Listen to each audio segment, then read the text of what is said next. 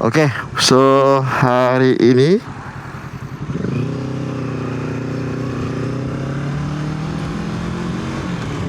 aku nak cerita kat korang lah. Yang YN16 aku, YN16 biru aku tu sudah pun sold. Sudah pun sold lah.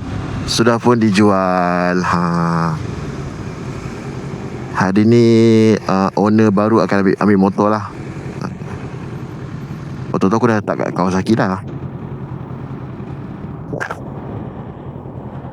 Okay, aku beritahu lah kenapa aku jual Y16 tu kan. Yang pertamanya sebab aku dah terlalu banyak motor. Ada 3 biji motor.